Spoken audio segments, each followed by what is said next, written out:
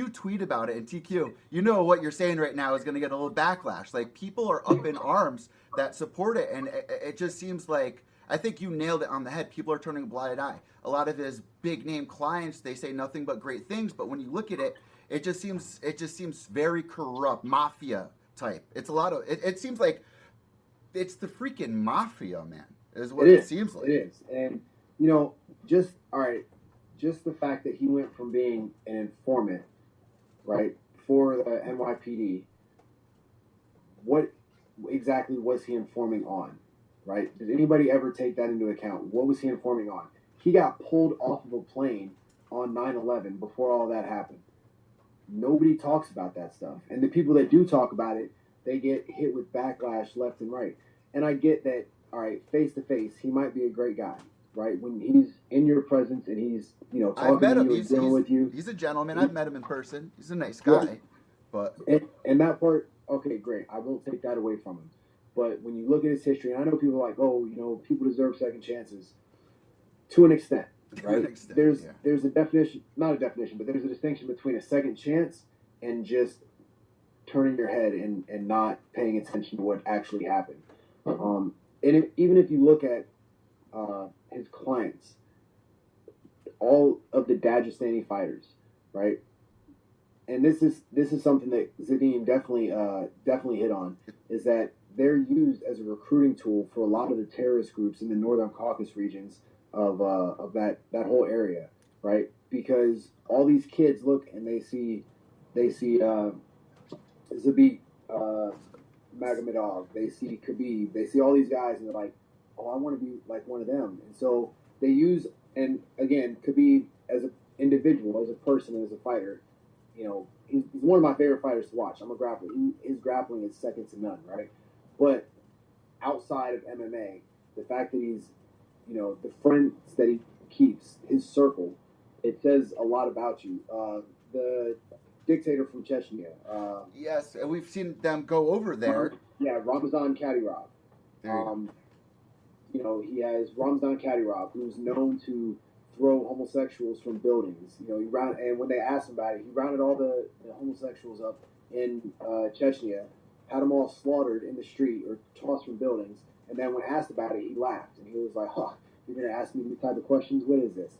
And then he goes, oh, there's no gays here. Like, come on. And he's one of Khabib's best friends. Or the Russian oligarch that Khabib got on the mic after one of his fights and said, hey, President Putin, let our brother go. And this was the same guy, the oligarch, that was funding all of the fighters from AKA, right? So they was using embezzled money, billions of embezzled dollars, to fund fighters from AKA. Who's the manager for all those fighters? Ali Abdelaziz, right? So, I mean, it all just goes in a circle. And it's just people are turning a blind eye left and right. And it's not just in the States, it's worldwide. Every country that they fight in. It's now called Akhmat Fight Club. Akhmat Fighting Championships. It used to be started with a Z. Damn it, I can't think of what it's called. The whole promotion, it's a Russian promotion that basically...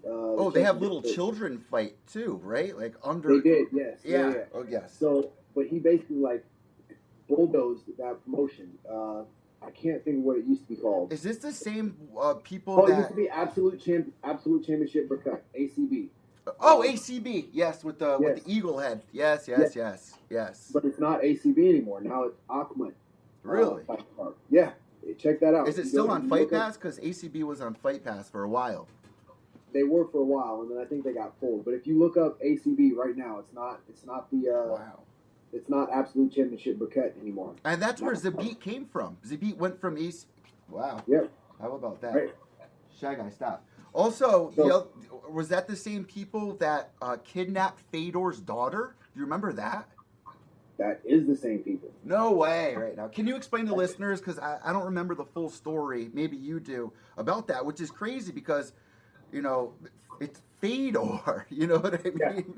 Yeah. So the background is that, they wanted Fedor to come fight for their promotion, and Fedor said no. And so they went and kidnapped his daughter in an attempt to get him to fight for the promotion. So take it a step further, Vadim Finkelstein, the guy that runs M1 Global, the owner of M1 Global, he heard about it, and he's the one that intervened and helped to get Fedor's daughter back. He's also the same one that when Fedor was fighting for Pride, and he got like $100,000 to fight, and then his manager was like, here's your $10,000. Vadim is the one that had his manager's plane shot down shortly afterwards. Whoa! I didn't hear that. What? Say that. What happened? So back when Fedor was fighting for Pride, yeah, his initial manager, the payment or the purse was supposed to be like $100,000, maybe $150,000, and his manager only gave him like 10% of what the purse was supposed to be. But Fedor didn't know that. Fedor was just like, all right, cool, here's my 10 grand. Like, all right, let's go. And so Vadim was talking to Vadim because Fedor and Vadim are good friends. And he told him, how much he got paid or whatever. And Vadim found out, like, no, this is how much he was actually supposed to be getting paid. And then they found out that Fedor's original manager had been basically stealing from him. He'd been taking, 75, 80, 90% of his purses. So they had his plane shot down. Wow. What? Like I just said, it's the freaking mafia, man. Like, this is crazy, and it's just so weird how nobody really talks about a lot of this. And if you do, like, I know fighters like Joe Giannetti.